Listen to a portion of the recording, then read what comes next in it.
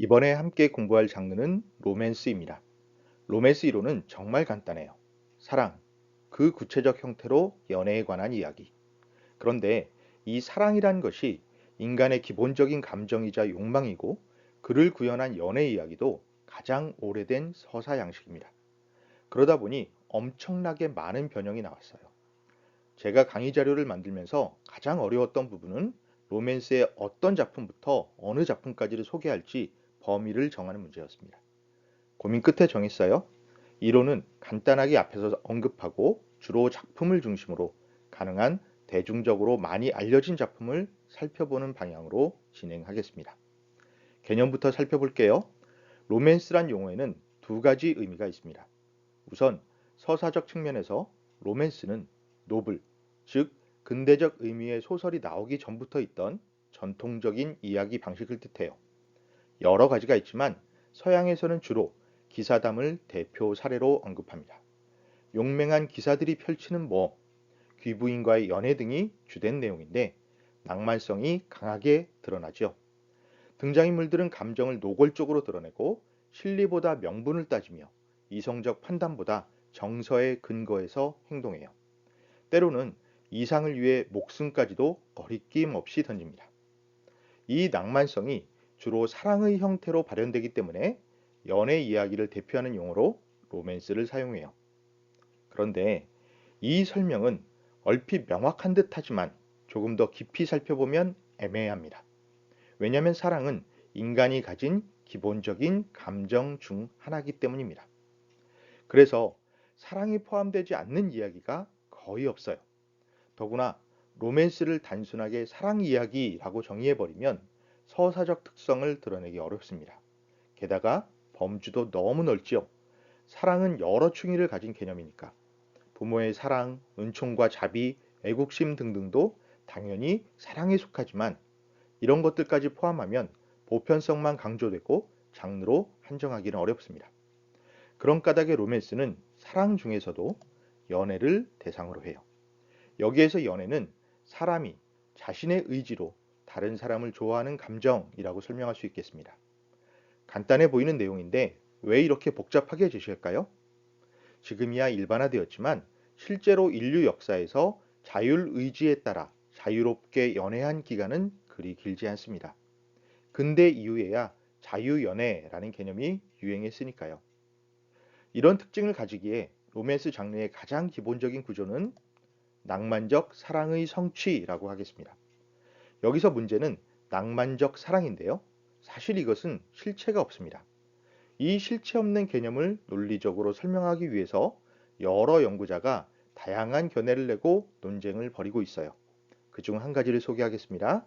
정신분석가 로버트 존슨의 설명인데 그는 로맨틱 러브에 대한 이상은 중세 서양에서 만들어졌다라고 보고 그 첫 작품을 트리스탄과 이졸데로 보고 있습니다. 이것은 유럽 전역에서 전승되었던 이야기인데 켈트족 전설이라는 설이 유력해요. 이후 아더왕 이야기에도 영향을 주었고요. 남성 주인공 트리스탄은 용맹한 무사입니다. 적국의 기사와 대결하다가 그를 죽이지만 자신도 상처를 입어요. 이것을 치료하기 위해서 신분을 속이고 자기가 죽인 기사의 약혼자, 바로 여성 주인공 이졸데에게 접근합니다. 트리스탄은 이졸데에게 치료를 받고 목숨을 건지지만 정체가 발각되죠. 이후 트리스탄이 모시는 주군의 신부로 이졸데가 간특됩니다. 그녀를 데리고 오는 일을 트리스탄이 담당하는데 그 과정에서 사랑의 묘약을 함께 마시고 그로 인해 둘은 사랑에 빠지고 말아요. 여기 제시된 존 던컨의 그림이 바로 사랑의 묘약을 마시는 장면입니다. 이졸데는 주군의 신부가 되지만 둘의 연애 관계는 계속되죠. 하지만 결국 발각되어 트리스탄이 쫓겨납니다. 이후 방랑 기사로 떠돌다가 또 상처를 입어요. 다시 이졸데가 필요한 상황이 된 겁니다. 그녀는 연인을 구하려고 찾아가지만 주변의 시기와 질투로 인해 트리스탄은 죽게 되고 이졸데 역시 연인의 시체를 안고 숨을 거둡니다. 이상 소개한 내용은 아주 간략한 줄거리고 전승 지역과 창작자에 따라 세부적인 내용이 변형되었어요. 특히 둘의 연애가 발각된 이후 행적이 크게 달라지는데 비극적 결말을 맞이한다라는 사실만 유지되고 전혀 다른 내용으로 바뀌는 경우도 많습니다. 이 전설을 활용한 문화예술 작품 중에서 가장 유명한 것이 바그너의 오페라인데 트리스탄이 죽음을 맞이하는 부분까지는 대체로 같아요. 그런데 그 뒤에 트리스탄의 죽은이자 이졸데의 남편이 찾아와 둘의 불륜이 사랑의 묘약 때문이라는 사실을 알게 되었다. 이들은 죄가 없다. 그래서 둘을 결혼시키려고 했는데 늦었다. 라면서 한탄합니다. 이졸데는 여기까지 들은 뒤에 트리스탄의 시신 위에 쓰러져 죽음을 맞이해요. 바그너 외에도 여러 작가가 전설을 재창작했습니다. 바그너처럼 전체 내용을 다룬 사례도 있고 일부 요소만 활용한 작품도 있어요. 특히 사랑의 묘약, 운명적 이끌림에 인해 시작된다는 설정의 다수 작품에서 반복됩니다. 셰익스피어의 한여름밤의 꿈에도 사랑의 묘약이 등장하죠. 묘약을 전달하는 요정의 실수로 사랑의 대상이 뒤바뀌면서 벌어지는 한바탕 소동극입니다. 자, 다시 로버트 존슨의 설명으로 돌아갈까요? 그가 중세 서양에서 탄생했다고 설명한 로맨틱 러브에 대한 이상은 이후 음유 시인들이 연시와 노래로 발전시키는데 이걸 코틀리 러브라는 개념이 만들어집니다. 이는 기사도적 사랑, 즉 이미 결혼한 귀부인에 대한 기사의 변함없는 사랑을 뜻해요. 아더왕 이야기에 나오는 미남기사 랜슬롯과 왕비 기네비어의 연애가 대표적인 사례입니다. 이 역시 창작자가 활용했어요. 블레이어 레이턴의 그림 디 에컬레이드가 유명합니다. 란슬롯에게 기사 자기를 수여하는 기네비어의 모습을 그린 작품이죠. 그런데 사실 낭만적 사랑의 성취는 서양의 기사담에만 한정되지는 않습니다. 세상의 어떤 지역에도 같은 주제를 가진 작품들이 있죠. 한국의 고전 춘향전에도 신분을 뛰어넘는 열정적인 사랑이 제시됩니다. 오히려 여성 주인공 춘향은 신분을 뛰어넘기 위해 더 적극적으로 사랑을 쟁취하고 지키기 위해서 단호하게 행동합니다. 이런 보편성이야말로 로맨스 장르가 큰 인기를 확보할 수 있었던 이유라고 하겠습니다. 또 낭만적 사랑은 특정 시대로 한정되지 않아요. 중세의 형식을 그대로 유지하는 것이 아니라 약간씩 변형된 방식으로 현대에까지 이어지고 있습니다. 이와 관련된 논의를 살펴볼게요. 자본주의 사회에 이루어지는 연애의 양상을 냉정하게 논파한 연애 정경이란 책이 있습니다. 저자 박소정은 낭만적 사랑의 신화가 해체된 자리에 새로운 연애 이상향이 정립된다라고 주장하는데 그 단서를 현대의 로맨틱 코미디 영화에서 찾아요. 로맨틱 코미디는 운명과 환상이라는 전통적 사랑의 가치를 플롯의 주요 장치로 삼는다는 점에 주목했습니다. 그래서 코틀리 러브, 낭만적 사랑과 연결되는 부분이 있고요. 어느 지점에서 변형되어 새로운 관습과 서사를 만들어낸다라고 설명합니다. 즉, 기본 구조는 유지하지만 시대 변화에 따라 로맨스의 양상은 계속 다르게 전개되어 왔다라고 하겠어요. 흔히 로맨스는 멜로드라마라는 용어와 혼용됩니다. 주로 연애를 다룬다는 점에서. 그런데 이게 참 애매해요. 비슷한 부분이 많고 실제 창작 결과도 겹치는 부분이 적지 않은데 엄격하게 따지자면 다릅니다. 멜로드라마는 본래 희극과 비극 양쪽의 요소를 결합한 연극의 장르로 19세기에 만들어졌어요. 순수한 오락, 즉 엔터테인먼트를 목적으로 하는데 스타일이 특징적입니다.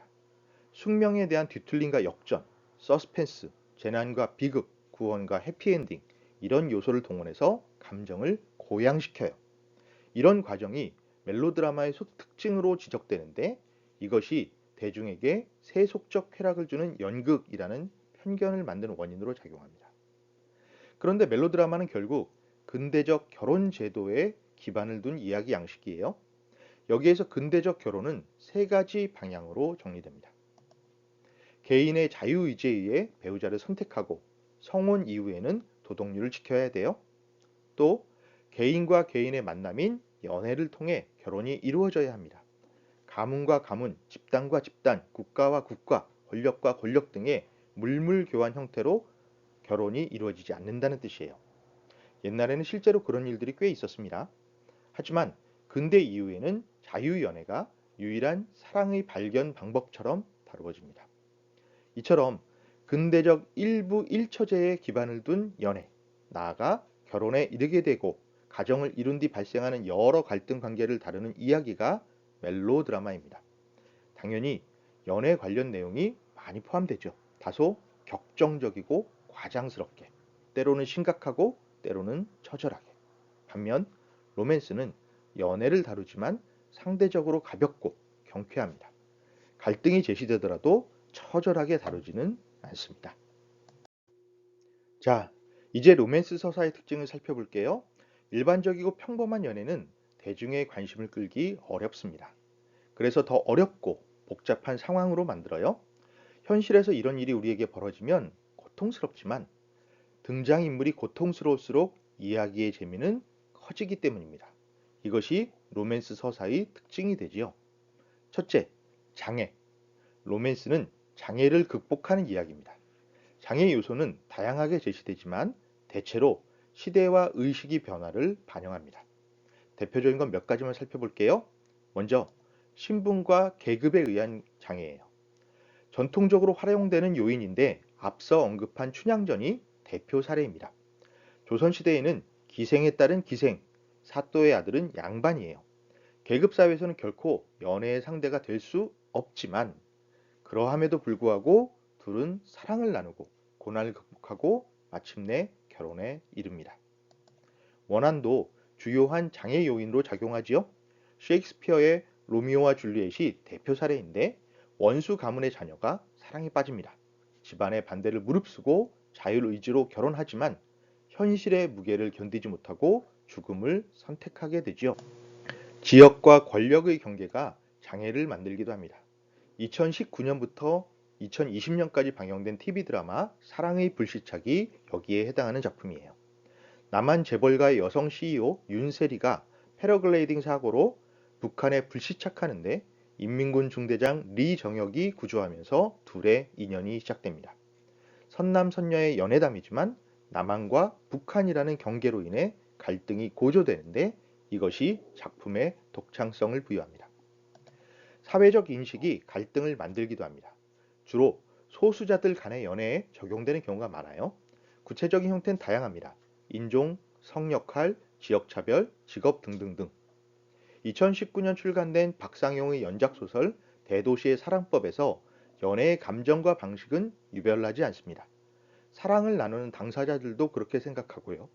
다만 그 연애가 동성 간에 이루어진다는 사실에 불편해하는 주변 사람들의 인식이 갈등 요인 중 하나로 제시되지요.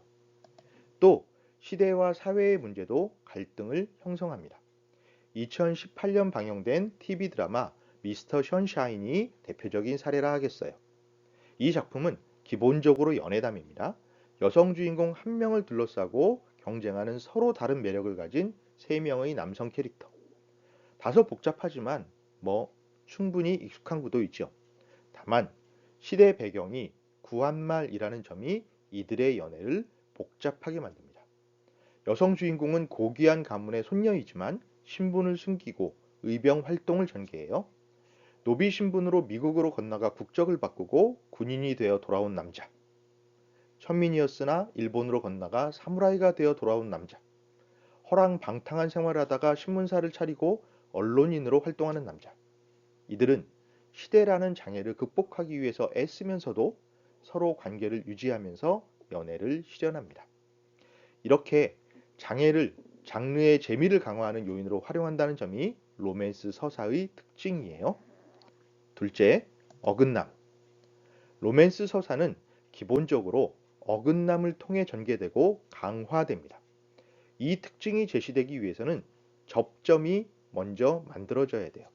우선 만나야 어긋날 수도 있으니까요.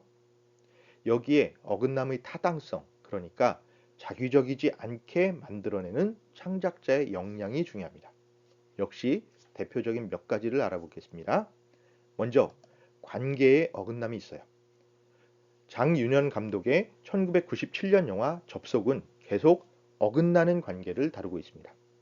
여성 주인공 수연에게는 좋아하는 남자가 있어요. 그런데 하필 함께 사는 동성 친구의 연인입니다. 둘이 꽁냥거리는 모습을 지켜볼 수밖에 없어요. 그러다 슬그머니 밖으로 나가 야간 드라이브를 합니다. 라디오에서 흘러나오는 옛 노래 벨벳 언더그라운드의 페일 블루 아이스를 들으면서.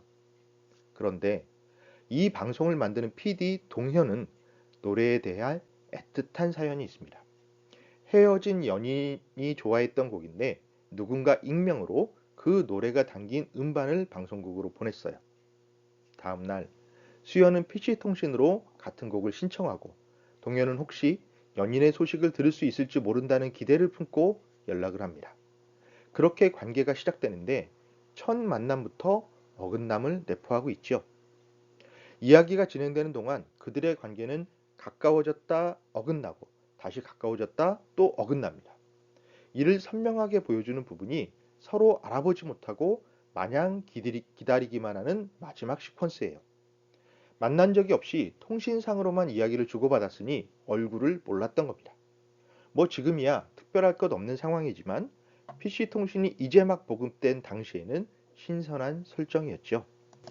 이 작품은 세련되고 도시적인 감성으로 감성을 섬세하게 그려내면서 큰 인기를 얻었습니다. 한국 멜로 영화는 접속 이전과 접속 이후로 나눠진다라는 평가를 받을 정도예요. 해외 리메이크 판권이 팔린 첫 번째 한국 영화가 되기도 했어요. 독일에서 등장인물들의 아이디를 내세운 제목 여인 2가 해피엔드를 찾기라는 제목으로 다시 만들어졌습니다. 연애 이야기를 창작하고 싶은 사람이라면 꼭 찾아보기를 권합니다. 한편 시간이 어긋남을 만드는 요인으로 작용하기도 합니다. 여기에 해당하는 사례로 허진호 감독의 1998년 영화 8월의 크리스마스를 들 수 있어요. 역시 유명하고 완성도도 높고 창작자에게 권하는 작품입니다. 자, 여기 포스터에 제시된 두 인물이 사랑하는 이야기예요. 남자 주인공 정원은 작은 사진관의 주인입니다. 시한부 판정을 받았지만 조용히 일상을 지켜나가고 있어요. 그런데 일 때문에 자주 사진관에 찾아오던 주차 단속 요원 다림이 그에게 호감을 느낍니다. 둘의 감정은 일렁일렁거리는데 쉽게 연애로 이어지지 못해요. 정원에게 남은 시간이 별로 없으니까요. 그래서 다가오는 사랑을 받아들이지 못하는데 망설이고 주저하는 사이 시간은 점점 사라져갑니다. 작품 내내 잔잔하지만 꾸준하게 흔들리는 감정이 제시되는데 이것이 큰 여운을 남깁니다. 여기에서 주인공이 사진관을 운영한다는 설정이 힘을 발휘하죠.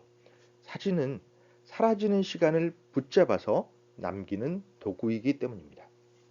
공간도 비슷한 역할을 합니다. 1995년 영화 비포 선라이즈가 여기에 해당하는 사례예요. 소르본느 대학에 다니는 여성 주인공 셀린느는 여행 중 기차에서 제시라는 미국 남자와 우연히 만납니다. 둘은 바로 호감을 느끼고 무작정 기차에서 내려요. 여름, 낮부터 밤 그리고 해가 뜨기까지 두 사람은 오스트리아 빈의 여기저기를 돌아다니는데 그 여정에 따라 감정이 증폭됩니다. 연애로 보기에는 너무 짧은 만남이지만 그래서 여운이 더 큽니다. 결말에서 둘은 6개월 뒤에 같은 장소에서 만나자고 약속하고 헤어져서 각자의 생활로 돌아갑니다. 이렇게 공간이 어긋남을 만들기도 해요. 다만 감독도 아쉬웠는지 이후 2004년에 비포 선셋, 2013년에 비포 미드나잇을 발표하면서 이들의 이별, 재회, 결혼 생활까지 그려냈습니다. 서로 추구하는 목표가 다를 때 어긋남이 만들어지기도 합니다. 2016년 영화 라라랜드가 여기 해당해요. 일명 라라랜드라고 불리는 LA, 영화와 음악 산업의 도시이지요. 감독은 이를 시티 오브 스타즈, 즉 별들의 도시 혹은 스타들의 도시라고 제시합니다. 남자 주인공 세바스찬은 재즈 뮤지션, 여자 주인공 미아는 배우예요. 둘은 몇 차례 만나서 투닥거리다 호감을 느끼면서 전형적인 로맨스 서사처럼 연애를 진행하지만 끝내 헤어집니다. 누구의 잘못도 아니에요. 다만 각자가 추구하는 꿈, 인생의 방향이 다른 까닭입니다. 이런 식으로 로맨스에서 어긋남을 어떻게 설정하는지는 서사에 힘을 부여하는 중요한 요소입니다. 앞서 설명했지만 사랑은 워낙 보편적 주제이고 연애도 일반적인 이야기이기 때문에 독창성을 만드는 일이 쉽지 않습니다. 하지만 소재와 설정이 비슷하더라도 창작자의 스토리텔링 역량에 따라 몰입도가 달라지지요. 그래서 지금까지 살핀 장애와 어긋남을 섬세하게 표현하는 일이 중요합니다. 앞으로 로맨스 장르의 작품을 감상할 때 이 부분에 주목하면 재미도 더 느낄 수 있고 분석도 손쉽게 진행할 수 있겠어요. 한편 로맨스 서사의 주요한 특징 중 하나로 캐릭터를 살펴볼 필요가 있습니다. 로맨스는 기본적으로 등장인물에 관한 이야기입니다. 물론 스파이크 존스 감독의 2013년 영화 허처럼 인공지능과 연애할 수도 있고 정세랑이 2012년 발표한 소설 지구에서 하나뿐처럼 외계인과 연애할 수도 있죠. 하지만 그 역시 인간종이 아닐 뿐 작품에 등장하는 인물, 즉 캐릭터라는 점은 변함이 없습니다. 로맨스 서사가 재미있으려면 무엇보다 등장인물이 매력적이어야 해요. 매력에서 호감을 느끼고 호감이 사랑으로 발전하고 연애로까지 이어지는 까닭입니다. 그런데 매력적인 캐릭터는 흔히 말하는 선남선녀에 국한되지 않아요. 물론 잘생긴 외모를 가지면 당연히 경쟁력이 높습니다. 사례를 볼까요? 2009년 방영된 TV 드라마 꽃보다 남자는 선남선녀 캐릭터를 활용한 대표 사례입니다. 만화를 원작으로 하죠. 한국뿐만 아니라 일본, 대만, 중국, 태국, 트르키예 등에서 드라마로 만들어지기도 했습니다. 여성인물 하나에 그 주변을 지키는 4명의 꽃미남 F4. 이들은 모두 외모가 출중합니다. 사실 내용은 중요하지 않아요. 여러 이유로 여성 주인공이 곤란에 빠질 때마다 F4가 극적으로 나타나 도움을 주고 문제를 해결한다는 너무도 익숙한 패턴이 반복되기 때문입니다. 그보다는 캐릭터의 멋진 외모를 어떻게 부각하는지가 훨씬 중요한 창작 방법입니다. 서사의 측면에서는 아쉬움이 크지만 엄연히 활용되고 있는 방법이지요. 하지만 장점은 외모에 국한되지 않습니다. 성격과 행동을 통해 발현되는 경우가 훨씬 많아요. 그러니 창작자는 캐릭터의 설정이 아니라 그 설정이 표현될 수 있는 상황을 만들어내는 일에 집중해야 합니다. 그 과정에서 약점이나 결핍이 함께 제시되는 경우도 많지요. 그래야 인물이 처한 상황을 이해하고 행동에 공감하기 쉽기 때문입니다. 예를 들어 볼까요? TV 드라마 그해 우리 눈의 주인공은 고등학교 때부터 인연을 맺어왔습니다. 함께 다큐멘터리에 출연했다가 호감이 생겨서 연인이 되지만 대학 시절 헤어졌다가 사회인이 되어 재회해요. 사실 어떤 일이 일어나도 둘은 결국 연애하리라는 점은 쉽게 예측할 수 있습니다.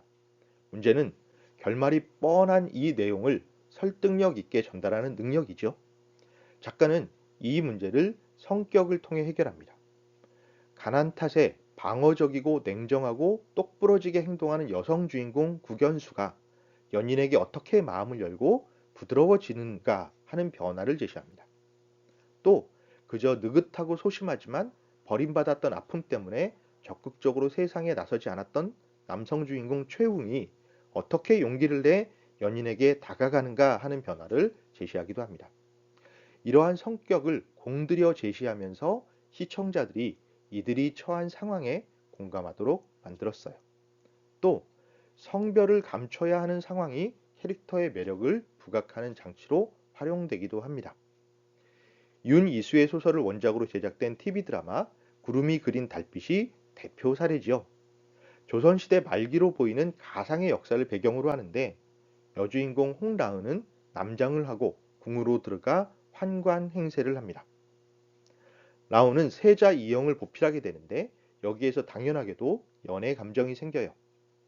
그런데 이 남장 여자라는 설정은 사실 오래된 클리셰입니다.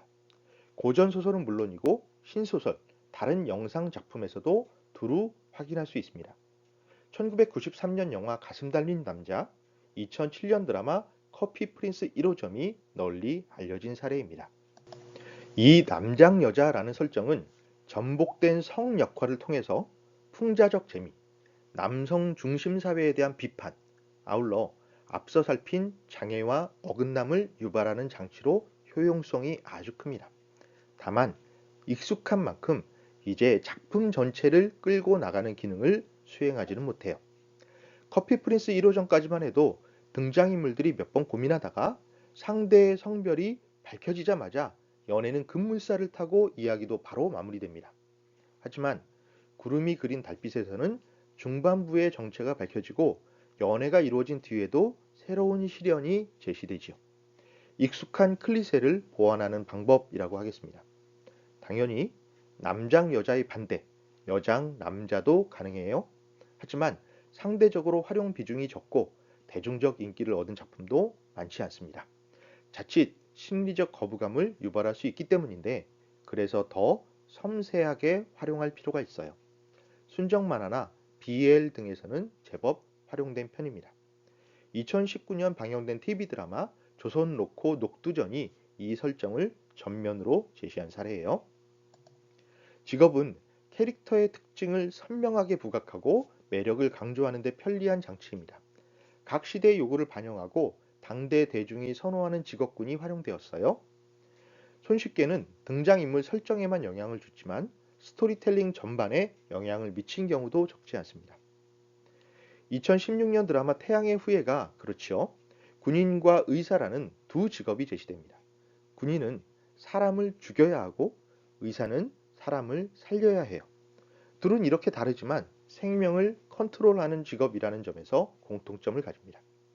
작품 초반에는 직업적 가치관 차이를 부각하면서 그것을 연애의 장애 요소로 활용합니다. 하지만 중반 이후부터 공통점을 더 강조하면서 둘이 함께 장애를 극복하는 구조가 제시됩니다. 이우정이 집필하고 신원어가 연출한 슬기로운 의사생활 시리즈도 직업이 스토리텔링을 결정하는 작품이죠. 예능적 요소를 강조하는 탓에 등장인물이 많고 이야기 진행도 다소 산만합니다. 이것을 아우르고 일관된 흐름이 만들어지도록 하는 요소가 의사, 즉 생명을 살리기 위해 최선을 다한다라는 직업적 소망이에요. 이외에도 다양한 직업이 제시되는데 이 자체로 작품의 재미가 형성됩니다. 자, 그렇다면 도대체 성공적인 연애 서사라는 것은 무엇인가? 라는 질문이 남아요. 이에 대한 답은 사회학자 에바 일루스가 사랑은 왜 불안한가? 라는 책에서 제니스 레드웨이의 견해를 참고해서 제시한 바 있습니다. 한편으로는 자신의 자율성을 쟁취하고자 하는 희망이 있고 다른 한편으로는 상대에게 구속당하고자 하는 희망이 있는데 그 사이에 첨예한 갈등을 그린 작품이 성공적인 연애 소설이라고 설명해요. 여기에 덧붙여서 제도로 굳어진 갈등이나 모순은 방향성 상실을 불러일으키며 그 갈등과 모순을 명확하게 다룬 글이 대중적인 인기를 얻습니다. 그래서 가부장제가 흔들리는 시점에서는 오히려 가부장에 대한 이야기를 하면 공감을 얻기가 쉬워요. 전통적인 성윤리가 변화하는 시기에는 성적인 부분을 다루는 작품이 주목받기 쉽습니다. 에바 일루즈는 여기에 덧붙여 사람들로 하여금 새로운 방향을 잡아나갈 수 있도록 도와주는 작품이라면 금상첨화라고 표현해요. 저 역시 이 견해에 동의합니다. 이상의 내용을 로맨스 서사의 특징이라고 할 수 있겠어요? 한 가지 더 살펴볼 부분이 있습니다. 로맨틱 코미디라는 용어예요. 이것은 한국의 문화 콘텐츠 산업에서 1990년대 이전에는 자주 등장하지 않았던 개념인데요. 본래 코미디적 요소가 가미된 연애 이야기를 뜻해요. 1930년대 미국 할리우드 영화의 장르 중에서 하나였습니다. 이를 스크류볼 코미디라고 부르기도 하는데요. 관계가 꼬이고 꼬이다가 갑자기 탁 해결되는 스토리텔링을 비유적으로 표현한 겁니다. 그런데 로맨틱 코미디는 응용 범위, 장르 확장성이 굉장히 넓어요. 이야기 전개 양상은 고정되지만 소재는 아주 다양하게 집어넣을 수가 있습니다. 재난, 호러, SF, 추리 등등 여러 장르에서 재미를 만들기 위해서 혹은 긴장을 이완하기 위해서 코미디 장면이나 상황을 삽입하지요. 이를 코미디 릴리프라고 합니다.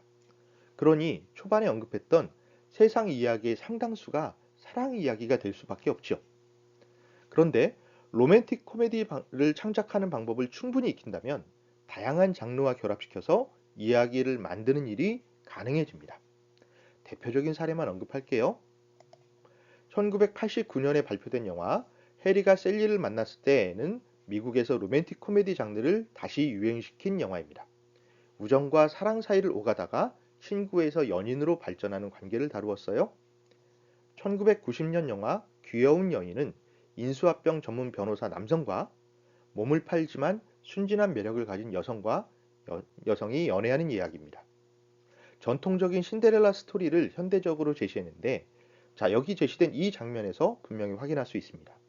주인공이 하얀색 리무진을 타고서 한쪽 손에는 꽃다발, 다른 한쪽 손에는 우산을 번쩍 들고 사랑을 고백합니다. 왜 이런 미장센을 구성했을까요? 맞습니다. 백마탄 기사가 칼을 빼들고 외치는 장면을 현대적으로 표현한 것이죠. 이후에도 로맨틱 코미디의 인기는 계속 이어지는데 1999년 영화 노팅 힐 등이 세계적으로 널리 알려졌습니다. 이 작품은 성 역할을 바꿔서 제시했다는 점에서 주목되죠. 남성이 우위에서 관계를 주도하는 기존 작품들과 달리 여성이 스타, 더 유명한 사람으로 사실상 연애 결정권을 가집니다. 반면 남성은 평범하지만 소탈한 매력을 가진 책방 주인, 역전된 형태의 신데렐라 캐릭터라고 할까요? 1991년 방영된 드라마 도쿄 러브 스토리도 일본에서 트렌디 드라마 붐을 일으킨 작품입니다. 도시 남녀의 일과 사랑을 다루었고 사랑을 쟁취하려는 능동적인 여성상을 제시했으며 직장인들의 생활상을 리얼하게 그려내서 인기를 얻었지요. 도쿄에서는 그 누구라도 러브 스토리의 주인공이 된다 라는 카피도 한때 유행했습니다. 일본뿐만 아니라 한국을 비롯한 아시아 드라마에 큰 영향을 주었어요. 자, 때로는 로맨틱 코미디가 시대를 반영하는 거울로 작용하기도 해요. 동명 영화를 원작으로 만들어진 드라마 호타루의 빛에서 히모노 온나, 즉 건어물여라는 표현이 나오는데 연애 세포가 건어물처럼 바싹 말라버린 여성을 뜻합니다. 직장 생활은 성실하게 하지만 집에 돌아오면 아무렇게나 입고 빈둥대면서 건어물을 안주로 맥주를 마시는 캐릭터로 등장해요. 이런 주인공이 싼 값에 방을 구하게 되는데 하필 집주인이 직장 상사였습니다. 서로 생활이 다른 탓에 티격태격 부딪히다가 사랑에는 도통 관심이 없던 주인공이 직장 상사와 연애를 하게 된다라는 이야기예요. 이런 전개 방식이 이후 여러 작품에서 반복되면서 로맨틱 코미디의 패턴 중 하나로 자리 잡습니다. 이제 로맨틱 코미디의 한국 도입을 알아볼게요. 앞서 설명했던 것처럼 1990년대 이후에 본격적으로 창작되기 시작했는데 그 이전에는 멜로드라마가 주를 이루었습니다. 사랑을 더 진지하고 심각하고 처절하게 다루는 작품들이죠. 유부남 봄처 내연녀의 삼각관계를 내세웠던 미워도 다시 한번 시리즈, 결혼을 약속하고 자식까지 낳은 여자를 배반한 남자에게 복수하는 청춘의 덫 등이 대표적인 작품입니다. 여기에서 사랑은 인생을 다 걸 만큼 절대적인 약속이고 그것을 배신하면 부셔버려도 마땅한 인물로 그려집니다. 하지만 1990년대 이후의 사랑은 한결 가벼워집니다. 만남, 갈등, 결합이라는 기본 플롯은 유지되지만 다양한 변주가 이루어져요. 코미디 혹은 놀이적 요소가 강조됩니다. 여러 연구자가 이를 사회 변화를 반영했다라는 관점에서 설명합니다. 개인주의적 경향이 강화되면서 세련되고 유쾌한 연애, 이른바 쿨한 관계가 제시됩니다. 같은 여자를 좋아했던 사람들끼리 친구가 되기도 하고요. 성관계가 곧 결혼으로 이어지지도 않고 이혼한 뒤에도 친구처럼 지내는 부부가 등장하기도 합니다. 또 도시 생활자가 주요 등장인물로 제시됩니다. 일과 사랑에서 모두 성공하기를 추구하는 캐릭터가 등장하는데요. 이것은 여성 대학생들이 사회에 진출하기 시작했던 시대의 분위기를 반영한 결과입니다. 이들 작품은 당연하게도 대중의 욕망을 반영하기에 동시대의 유행을 민감하게 수용했어요. 소비사의 면모를 반영하고 세련된 아이템들을 전면에 드러내고 선호하는 직업을 제시하기도 합니다. 그래서 트렌디 드라마라고 불리기도 해요. 이런 특징을 가진 로맨틱 코미디가 유행하면서 멜로보다는 로맨스가 더 보편적인 용어로 사용됩니다. 2010년을 전후해서 한국 영화 분류표에 멜로 항목은 사라지고 로맨스로 대체되는데요. 특히 유머가 강조되는 로맨틱 코미디, 줄여서 로코의 전성시대가 펼쳐집니다. 물론 그렇다고 해서 멜로를 표방한 작품이 전혀 만들어지지 않았던 것은 아니에요. 하지만 그런 작품들에서도 사랑이 근대적 결혼과 직접 연결되지는 않습니다. 사랑, 연애, 결혼을 각각 구분하기 시작했던 것이죠. 이런 맥락에서 멜로보다는 로맨스를 더 적합한 표현이라고 판단합니다.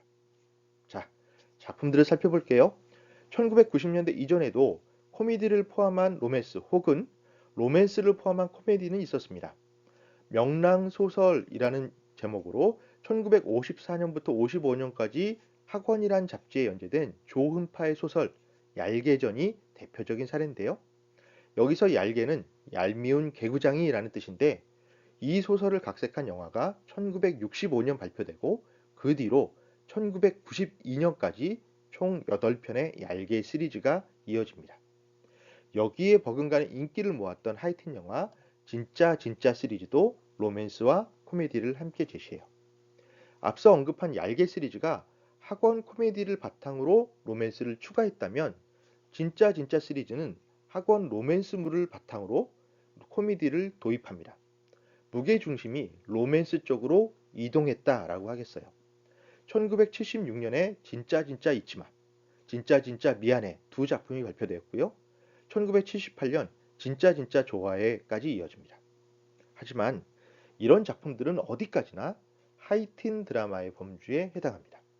본격적인 의미에서 한국의 로맨틱 코미디의 첫 작품은 1992년 방영된 드라마 질투입니다. 시청률이 40%에 육박했던 메가 히트 작품이에요. 이 드라마는 당시 유행했던 편의점, 피자, 자가용, 해외여행 등의 소재가 제시됩니다. 하지만 무엇보다 주목되는 지점은 여성 캐릭터의 변화예요. 대학교를 졸업하고 여행사에 취직해서 능력을 인정받습니다. 뭐 지금이야 일반적이지만 당시에는 여대생의 사회 진출이 본격화되던 시기였어요. 그것을 여주인공 캐릭터에 반영한 겁니다. 또 이성 간 친구 관계, 요즘 표현으로 치자면 남사친, 여사친의 개념이 등장해요. 역시 이 작품에 반영됩니다. 이처럼 사회의 변화를 반영하는 것이 로맨스 서사의 특징인데 그래서 트렌드 드라마라고 했지요. 이런 점에서 앞서 설명한 도쿄 러브 스토리의 영향을 받았다라고 하겠습니다. 역시 1992년 발표된 김희석 감독의 영화 결혼 이야기도 중요해요. 이 작품은 대한민국 최초의 기획 영화입니다. 그 전에는 작가가 먼저 시나리오를 써서 영화사로 가져오면 투자자를 모집해서 작품을 만들었는데 이 작품부터는 기획 단계에서 실제 신혼부부들에게 설문을 돌리고 그들이 생각하는 결혼 생활의 장단점, 부부싸움의 이유 등등을 정리한 다음에 그 결과를 토대로 시나리오를 작성했어요. 그러니 현실을 더 명확하게 반영하게 되었죠. 자, 2001년 개봉한 곽재용 감독의 영화 엽기적인 그녀는 PC통신 유머 게시판에서 인기를 얻었던 글을 토대로 만들어졌습니다. 유머에서 출발할 만큼 코미디 요소가 강했고 발랄하고 괴상한 행동을 하는 여성 캐릭터를 제시했다는 점이 독창적이에요. 2005년 내 이름은 김삼순, 2007년 커피 프린스 1호전, 2010년 성균관 스캔들까지 이 작품들은 전부 인터넷 소설을 원작으로 합니다. 이는 디지털 네트워크에서 소비되는 이야기가 로맨스 서사에도 영향을 주기 시작했다라는 뜻이에요. 아울러 로맨스 장르에서 창작이 문자와 영상 매체에서 동시에 진행되었다라는 의미이기도 합니다. 내 이름은 김삼순은 당시 생소했던 파티시에라는 직업이 제시돼요. 하지만 로맨스 서사의 전통적인 구조를 그대로 따르고 있습니다. 돈 많지만 성격 까칠한 남자와 계약 연애를 했던 여자가 사랑에 빠진다라는 내용. 그로 인해서 벌어지는 홍사 갈등을 반복합니다. 다만 결혼으로 작품이 마무리되지 않는다는 점이 독창적이에요. 물론 남녀 주인공들은 여전히 연애 중이지만 그것이 결혼으로 연결되진 않습니다. 작지만 큰 변화죠. 드라마 커피 프린스 1호점은 원작 소설과는 사뭇 다릅니다. 드라마로 만들어지면서 더 세련되게 가다듬었어요. 캐릭터도 추가해서 겹 삼각관계를 만들었습니다. 남장 여자라는 기본 설정을 유지했는데 이 자체가 클래시했지만 당시 제기되었던 동성애 문제를 수용한 부분도 있어요. 또 2000년대 유행한 커피 혹은 카페 문화를 반영했습니다. 드라마 성균관 스캔들도 남장 여자를 장치로 활용했는데 여기에 꽃보다 남자의 구조, 즉 한 여자를 좋아하는 미남들이라는 설정을 결합했습니다. 그런데 지금까지 살펴본 작품들은 한국에서 인터넷 소설이 발전하는 과정을 그대로 반영하고 있습니다. 처음에는 엽기적인 그녀처럼 유머를 조금 길게 풀어쓴 수준에서 내 이름은 김삼순과 커피 프린스 1호점처럼 소설의 형식을 갖추었고 이내 성균관 스캔들의 원작, 성균관 유생들의 나날 정도에 이르면 하나의 작품으로 보기에 크게 어색하지 않을 정도로 성장해요. 이런 수준 향상은 그대로 영상이나 드라마에 영향을 줍니다. 그러니 결국 한국 로맨스 서사는 사실상 2000년대 이후에 디지털 문화와 함께 발전되어 왔다라고 설명해도 무방하겠습니다. 이와 함께 검토할 부분은 작가 김은숙의 활동입니다. 1970년대부터 80년대까지 많이 발표되었던 가족 드라마의 중심에 드라마 작가 김수현이 있다면 2000년대 이후 로맨스 드라마를 대표하는 작가는 단연 김은숙입니다. 2003년 태양의 남쪽으로 데뷔를 했는데 2004년 파리의 연인이 히트하면서 주목받기 시작해요. 이 작품은 김은숙 드라마의 원형이라고 할 정도로 이후 작품들에서 반복되는 요소가 제시됩니다. 그런데 김은숙 드라마의 특징이 정립된 작품은 2010년 발표된 시크릿 가든이에요. 두 사람이 연애를 합니다. 남자는 재벌이지만 트라우마에 시달리고 있고 여자는 가난해도 주체적으로 살아가는 스턴트 배우예요. 여자 곁에는 두 명의 남자가 있습니다. 아까 얘기했던 까칠하고 틱틱대는 재벌, 또 다른 한 명은 묵묵히 그녀를 돕는 다정한 직장 선배. 전형적인 삼각관계이죠. 여기에 여주인공이 동경했던 남자 가수가 추가되는데 그의 옛 연인 여성 인물이 더해져서 관계가 복잡해집니다. 이런 기본 구도에 성별 바꾸기와 같은 환상적 요소, 능동적 여성 캐릭터를 앞세워 기존의 혼사 갈등을 비틀었어요. 물론 이 능동성은 온전하지 않습니다. 여성 주인공이 곤란한 상황을 겪으면 남자 주인공이 타이밍을 딱 맞춰 등장해서 문제를 해결해 줍니다. 신데렐라 스토리가 바탕에 깔린 겁니다. 반면 남자 주인공의 트라우마는 여자 주인공의 사랑을 통해서만 극복됩니다. 남자는 여자가 바꾼다라는 낭만적 사랑의 패턴이 반복되는 겁니다. 이처럼 김은숙 드라마에는 진보와 전통, 혁신과 답습이 공존합니다. 이런 경향은 최근 작품까지 이어지죠.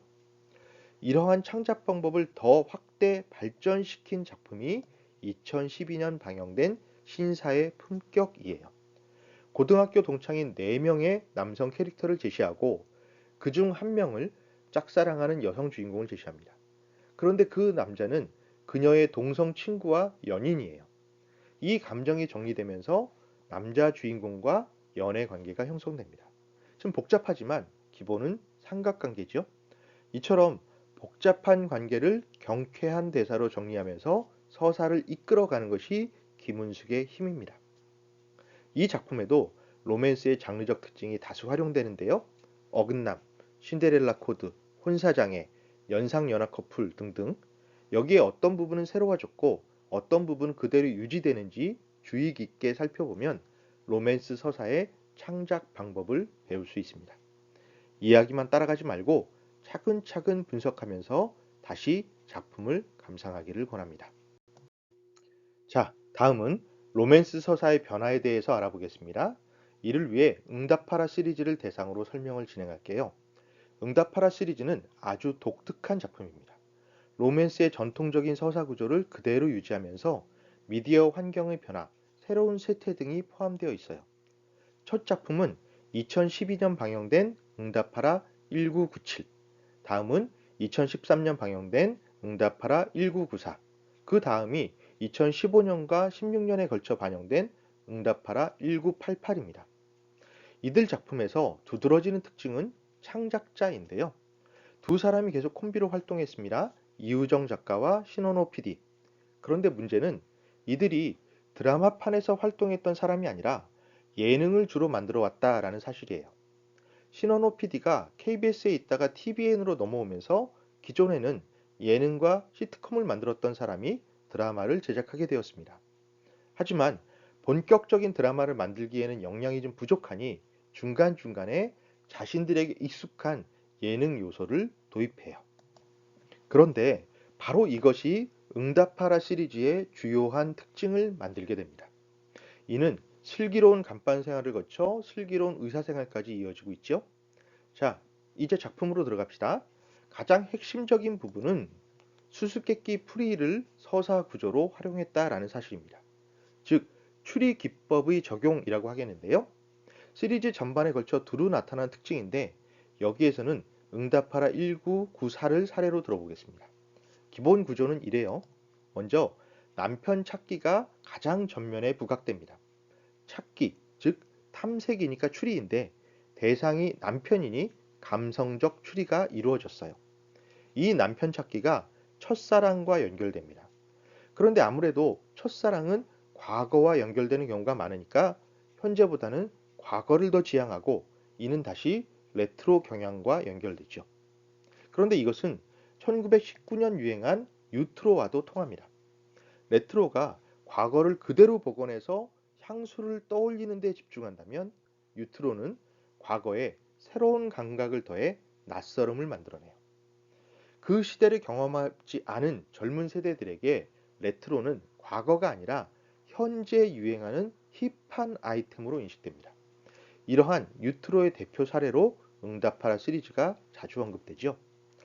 여기에서 남편 찾기가 가장 중요하니까 먼저 보겠습니다.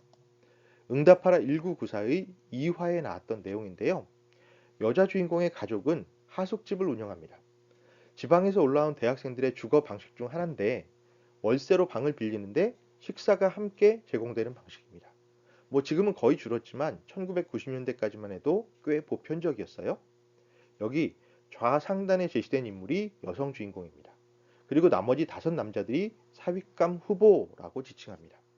후보 1번은 전라남도 순천에서 온 버스회사 사장의 아들, 2번은 경상남도 삼천포에서 온 선장네 아들, 3번은 충청북도 괴산에서 온 양계장집 아들, 4번은 서울 출생의 에이스 야구선수, 5번은 경상남도 마산에서 온 의대생. 특히 이 마지막 인물은 여주인공 오빠의 친구입니다. 오빠가 세상을 떠날 무렵 여주인공네와 가족처럼 지내고 있었어요. 이렇게 5명의 남편감 후보를 시리즈 초반에 제시하고 스토리텔링을 전개합니다. 사실 이 장면처럼 자막을 넣었다는 사실부터가 기존 드라마에선 잘 활용하지 않는 표현이에요. 예능 출신 창작자들이다 보니까 자막 활용에 거부감이 없었던 겁니다. 자, 다시 내용으로 돌아올게요. 여성 주인공은 후보들 중에 과연 누구와 결혼하게 될 것인가? 이 질문을 결말까지 유지하면서 독자의 호기심을 지속시키는 장치로 활용합니다. 물론 스토리텔링이 진행되면서 후보들이 하나씩 떨어져 나가 각자 짝을 찾고 후반에 이르면 후보 4번과 5번, 야구선수와 의대생 두 사람만 남아서 경쟁합니다. 이 남편 찾기 구조는 로맨스에서 오래전부터 사용되었던 방법입니다. 이것을 적절히 활용했으니 시청자들이 서사 진행을 쉽게 이해할 수 있겠지요. 이것이 장르 서사 창작자들이 익숙한 구조, 전형적 패턴, 클리셰 등을 활용하는 이유입니다. 남편 찾기는 응답하라 1994에만 사용되지 않아요. 응답하라 1997에서는 형과 동생이 남편 자리를 두고 경쟁합니다. 응답하라 1988에선 특히 효과가 높았는데요. 누가 주인공 덕선이의 남편이 될 것인가에 대해서 팬덤 사이에서 논쟁이 벌어졌습니다. 어떤 사람은 어남류, 어차피 남편은 유준열이다 라고 주장했고 어떤 사람은 어남택, 어차피 남편은 최택이다 라고 주장했습니다. 이런 논쟁은 팬덤의 참여가 확 늘었다라는 증거가 되겠죠. 드라마에서는 최택이 승리해 덕선이와 결혼을 했어요. 하지만 현실에서는 덕선 역할을 했던 해리가 정환 역할을 했던 유준열과 연애를 하죠. 이에 팬들 중 일부는 드라마의 장면을 제 나름대로 편집해서 덕선이와 준열이가 연결되는 내용의 2차 창작물을 만들기도 했습니다. 앞으로 팬덤의 힘은 더욱 강해지리라고 예측해요. 다음으로 로맨스의 변화 양상을 보겠습니다. 우선 예능 문법의 도입이에요. 이것을 이해하려면 매체별 스토리텔링 특성을 알아야 합니다. 드라마와 영화는 선형 구조를 가지고 있어요. 발단, 전개, 위기, 절정, 결말을 따라가면서 이야기가 진행됩니다. 그런데 1990년대 이후 예능과 코미디 프로그램을 보면 서사가 흐름을 가지지 않고 코너와 코너가 연결되는 구조를 보여요. 이우정 작가와 신원호 연출가가 예능판에서 활동했던 시기 일입니다. 여기에서 더 생각할 부분이 있는데요. 1980년대를 대표하는 유머 일본지 같은 전통적인 코미디 프로그램에서는 한 코너가 10분에서 15분가량 될 정도로 긴 흐름으로 진행되었습니다. 그래서 그 안에 스토리를 포함할 수 있었죠. 하지만 2000년대를 대표하는 개그 콘서트는 굉장히 짧은 코너가 여러 편 반복됩니다. 분량이 짧으니까 이야기를 펼칠 여지가 적고 간단한 설정 정도만 제시되었어요. 이런 변화가 응답하라 시리즈에 반영됩니다. 도표를 정리하면 이런 식으로요. 이야기가 진행되다가 개그 포인트가 제시되고 다시 이야기가 이어지는 방식이에요. 전체적으로 보면 선형 구조는 유지되는데 에피소드가 강조되는 방식으로 스토리텔링이 전개되는 겁니다. 그런데 이 에피소드는 하나씩 잘라낼 수가 있어요. 이 도표에서 동그라미에 해당하는 부분만 따로 잘라서 15분 정도의 동영상 콘텐츠로 만들어요. 그리고 이것을 유튜브에 올립니다. 이 동영상 콘텐츠들이 유튜브에서 재생되면서 부가적인 수익을 만들어내죠. 그 과정에서 기존 콘텐츠와 관련된 또 다른 파생 콘텐츠들이 나오게 됩니다. 여기 제시한 사례는 KT에서 제작한 광고 콘텐츠 대답하라 1988인데요. 정환인의 가족을 출연하여 드라마에서는 다루지 않는 가족사를 알려준다는 내용입니다. 이처럼 원작에 기대서 만들어지는 파생 콘텐츠를 2차 창작이라고 해요. 이것은 MIT 대학의 인문학부 헨리 젠킨슨 교수가 팬, 블로거, 게이머라는 책에서 제시한 내용인데 그는 팬덤에서 소비는 자연스럽게 생산을 자극한다라고 설명합니다. 2차 창작이 많이 이루어지는 작품일수록 장르 서사에서 영향력을 발휘하게 된 것이죠. 그런데 이러한 2차 창작이 소비자들에 의해 이루어지기도 하지만 창작자가 의도적으로 작품 안에 포함시키기도 합니다. 응답하라 시리즈에서는 주로 카메오를 등장하는 방식으로 이런 효과를 냈어요. 역시 응답하라 1994를 보겠습니다. 2화에서 하숙생을 모집하는 장면에서 배우 홍석천, PD 나영석, 정치인 허경영 등이 출연해요.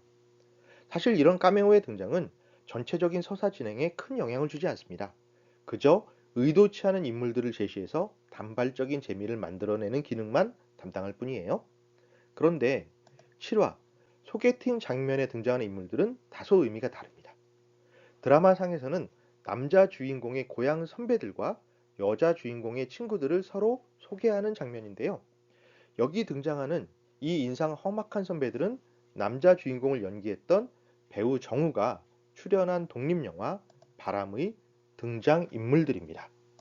배우 정우의 활동에 관심이 있었던 시청자들은 이 사실을 금방 파악할 수 있죠. 혹은 이런 내용을 알게 돼서 영화를 찾아보는 팬들도 있었습니다. 이렇게 연관 관계를 제시해서 소소한 재미를 만들고 시청자들의 능동적 참여를 이끌어냈던 것이죠.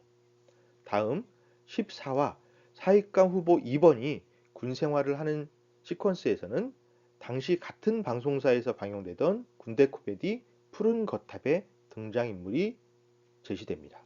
응답하라 1994의 관점에서는 카메오를 출연시킨 것이고 푸른 거탑의 관점에서는 2차 창작이 이루어진 것이죠. 같은 창작 방법이 응답하라 1988에서도 활용됩니다. 그런데 앞서 응답하라 시리즈는 레트로와 연관된다고 했잖아요. 이것을 구현하는 방식으로 옛날 코미디 프로그램의 유행어를 활용한 겁니다. 또 당시 유행했던 노래와 춤, 댄스그룹 소방차의 어젯밤 이야기를 제시하면서 1980년대 후반의 분위기를 구현했어요. 이처럼 레트로를 표현하기 위해서 당대의 대중문화 코드를 활용했다라는 점이 응답하라 시리즈의 전반적인 특징입니다. 응답하라 시리즈 창작자들은 단순히 이전 대중문화를 삽입하는 데 그치지 않고 그것을 출연 배우들이 흉내내는 방식을 활용하기도 했습니다. 이러한 흉내내기는 크게 패러디와 차용으로 구분할 수 있습니다. 먼저 패러디는 풍자 혹은 재미를 목적으로 원작을 비틀어 제시하는 창작 방법이에요. 응답하라 1997 3화에서 백혈병 걸린 친구를 위해 머리를 깎았다는 당시의 초코과자 CF를 좋아하는 아이돌 가수를 만나려고 서울까지 갔다가 아버지한테 걸려서 머리카락이 숭텅숭텅 잘린 여주인공을 위로하는 장면으로 패러디했습니다. 다음은 응답하라 1988 5화에서 여주인공 덕선이 짝사랑하는 남자아이를 떠올리면서 망상하는 장면인데요. 당시 유행했던 초콜릿 광고를 패러디한 겁니다. 그런데 덕선이 캐릭터의 어른 역할을 이미연 배우가 연기해요. 그 이미연 배우가 바로 예전 그 광고의 모델입니다. 이런 연관성을 찾아내는 재미까지 부여했던 것이죠. 또 다른 사례를 볼게요. 역시 응답하라 1988의 한 장면입니다. 이것은 2004년 영화 늑대의 유혹에서 강동원 배우의 등장 장면을 패러디했어요. 드라마의 시대 설정과는 다소 어긋나지만 워낙 유명한 장면이라 재미 형성에는 효과적이었습니다. 특히 작중에서 다소 모자란 캐릭터로 나왔던 정봉이가 패러디의 주체로 제시되었기 때문에 효과가 더 높았지요. 이처럼 응답하라 시리즈에서 패러디는 주로 단편적인 재미를 형성하기 위해서 활용됐습니다. 반면 차용, 즉 특정 작품을 전체적으로 빌려서 활용하는 창작 방법은 스토리텔링에도 영향을 줍니다. 우선 뮤직비디오의 차용이 주목되는데요. 물론 여기에서 뮤직비디오는 현재의 뮤직비디오가 아니라 1990년대 작품들입니다. 응답하라 1994니까요. 뮤직비디오는 1980년대 미국에서 시작해서 전 세계적으로 유행을 했지만 한국에서는 1990년대 중반부터 주로 제작됩니다. 당시에는 영화처럼 스케일이 크고 등장인물이 스토리를 풀어내는 방식으로 만드는 경우가 많았어요. 그렇게 되면 노래 가사나 분위기를 전달하기 쉽죠. 드라마는 이를 차용하여 캐릭터의 심리를 묘사하고 이야기를 전개하는 수단으로 활용했습니다. 가령 응답하라 1994 3화에서 여성 주인공이 남자 주인공의 연락을 기다리면서 혼자 마음 졸이는 상황을 이승환의 노래 너를 향한 마음 가사와 분위기를 통해 뮤직비디오처럼 제시해요. 또 팬픽이 활용되기도 했습니다. 팬픽은 팬 더하기 픽션, 즉 팬들이 자기가 좋아하는 연예인들을 등장인물로 삼아 창작했던 이야기인데요. 주로 로맨스 서사가 많았는데 보통은 이성 간 연애가 아니라 아이돌 그룹, 특히 보이그룹 안에서 동성 멤버들끼리 연애를 합니다. 여기서 동성애는 별로 중요한 것이 아니고 더 중요한 부분은 자기가 좋아하는 오빠들이 연애를 한다라는 상황이었고요. 공감의 포인트는 바로 여기에 있었습니다. 1990년대 여자 중학생이나 고등학생들이 많이 창작했는데 응답하라 1997의 여주인공이 팬픽 창작자로 제시됩니다. 학교 선생님한테 걸려서 혼이 나는데 오히려 소설 창작 능력을 인정받아서 대학교 문예창작과로 진학하는 계기가 됩니다. 이것은 소비자가 창작자로 거듭나는 사례를 보여줘요. 그저 재미로 팬픽이나 인터넷 소설을 쓰던 학생들이 글쓰기에 흥미를 느끼고 이후 일정한 수련 과정을 거쳐 전문적인 글쓰기 분야에 진출합니다. 저는 이것을 장르 서사 창작의 긍정적인 효과라고 설명했습니다. 이제 마무리 단계입니다. 그래서 응답하라 시리즈는 어떤 의미를 가지는가? 결국 이 작품은 동경을 표현해요. 이는 주로 과거, 즉 현재에서는 찾아볼 수 없는 것들을 그리워하는 마음입니다. 그럼 작품별로 구체적인 주제를 살펴볼게요. 각 작품의 최종화, 마지막 내레이션에서 분명하게 제시됩니다. 먼저 응답하라 1997에서 동경의 대상은 첫사랑이에요. 이렇게 마무리됩니다. 그 첫사랑의 시절에 영악하지 못한 젊음이 있었고, 지독할 만큼 순수한 내가 있었고, 주체할 수 없이 뜨거운 당신이 있었기 때문이다. 자, 반면 응답하라 1994는 세대론에 대해서 이야기합니다. 하숙집에서 함께 살면서 뜨겁게 청춘을 보낸 친구들이 같은 시대를 살았던 이들에게 전달하는 메시지라고 하겠습니다. 그래서 어떻게 마무리가 되느냐면, 우리 참 멋진 시절을 살아냈음을, 빛나는 청춘의 반짝였음을, 미련한 사랑의 뜨거웠음을 기억하느냐고. 그러니 어쩌면 힘겨울지도 모르는 또 다른 시절을 촌스럽도록 뜨겁게 살아내 보자고. 자, 이렇게 자기 세대에 대해서 언급하고 위로와 다짐을 전하면서 작품이 끝납니다. 개인적인 첫사랑에서 시절을 함께 보냈던 세대 전체에 대한 메시지로 이야기가 확장된 거죠. 끝으로 응답하라 1988인데, 이 작품은 골목길을 공유하면서 함께 지냈던 마을 공동체에 대한 이야기죠. 그래서 마무리 내레이션은 이렇습니다. 그 골목이 그리운 건 지금보다 젊은 내가 보고 싶어서가 아니다. 그곳에 아빠의 청춘이, 엄마의 청춘이, 친구들의 청춘이, 내가 사랑하는 모든 것들의 청춘이 있었기 때문이었다. 앞서 팬픽을 설명하면서 팬덤 창작자들이 점차 성장하여 본격적인 이야기 창작자로 거듭났다라고 했지요. 응답하라 시리즈도 개인적인 사랑에서 함께 지낸 세대에 대한 이야기로, 더 나아가 공동체에 대한 이야기로 변화가 이루어지고 있습니다. 자, 이렇게 로맨스 서사의 개념과 특성에 대해 구체적인 작품을 중심으로 알아봤습니다. 사랑은 인간의 보편적 감성이기에 공감의 여지가 커요. 그래서 오랜 시간 수많은 작품이 창작되었습니다. 로맨스 서사도 이러한 맥락에서 이해할 수 있어요. 앞으로 우리 시대의 연애를 더 구체적으로 표현하기 위해서 수많은 시도가 이루어질 것이고, 그에 따라 새로운 이야기도 계속 발표될 겁니다. 그리고 그 역할을 바로 여러분들이 주도할 수 있으리라 기대합니다. 수고 많았습니다. 다음 강의에서 만납시다.